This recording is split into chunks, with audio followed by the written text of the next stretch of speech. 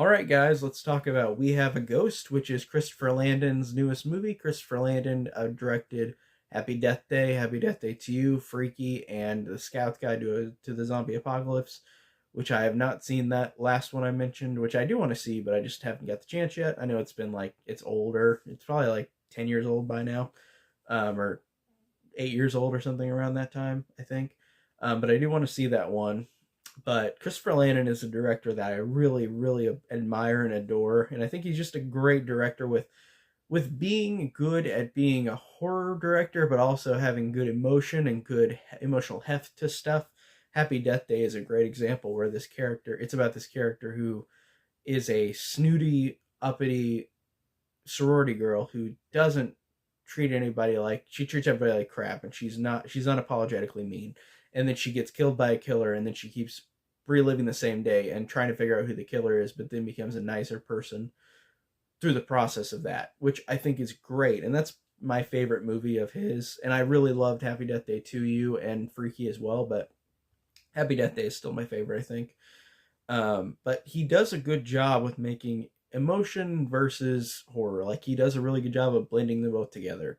And We Have a Ghost. The plot of this is that a family moves into a house where a guy was killed and or died, and the kid finds the ghost, and the ghost becomes viral, and like everybody's trying to find the ghost, and they're also trying to figure out the mystery of where the ghost came from. The ghost played by David Harbour.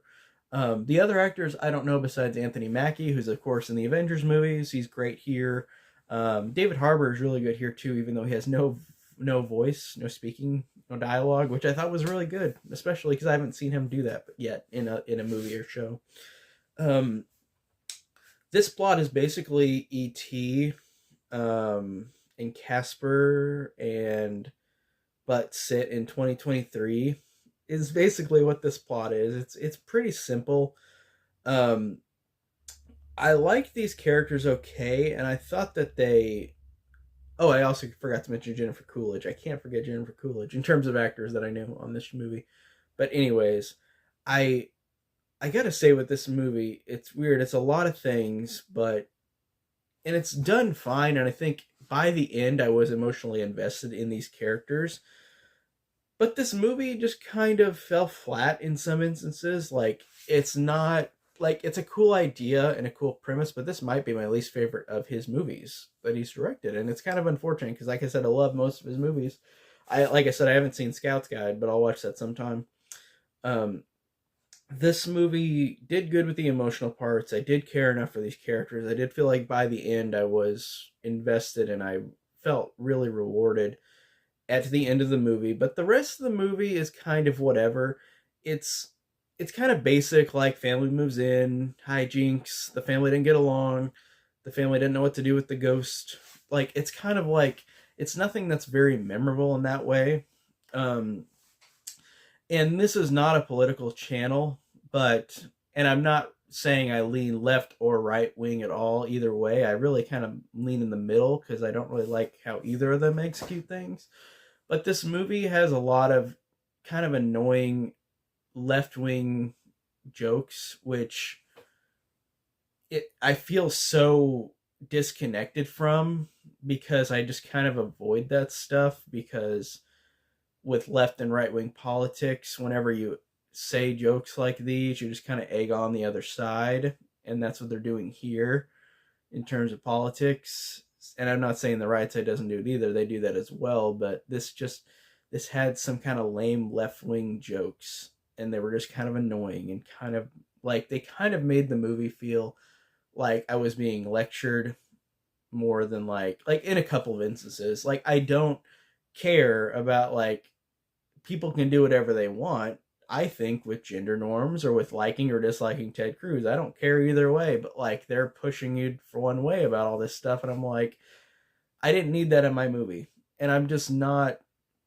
I'm not that kind of person because I don't like politics, and I've said this before because I just lean kind of in the middle because I feel like the most I hear is just left and right bitching back and forth about each other and treating each other badly. So it's just I don't like those kind of jokes in the movie. Like, they just annoy me. But yeah, besides that, like, it wasn't like a lot of instances. It was just a couple times, but I just thought those kind of annoyed me because it felt very just on the nose annoying. But like I said, in terms of characters and emotions, I did think that these characters were fine. I thought that I felt very invested towards the end. Um, it had a couple of funny moments, but it kind of just weirdly felt like it just felt like a rehash of better movies. And I don't want to say that because there's a lot of movies I've seen that are rehashes, but this one just felt like that in a way that wasn't great in some instances, but in some instances it's charming. It's somewhat okay. I don't think it's terrible. I just think it's in the middle. It's all right. It's not really bad, but it's not great. But it's got some good emotional moments and a couple good jokes. So I guess I'll give it that, even though I do love his other work. And I hate to be negative. I hate to say things like that because I really wish that, like, I the criticism is there for a reason, but I just feel bad criticizing. So, because I love his other movies. So, but I still think it's solid. It's okay enough. But that's it for today. On we have a ghost is the title, which, like I said, is a fine title. I thought it was fine. Um, that's it for today. See you guys later. Take care.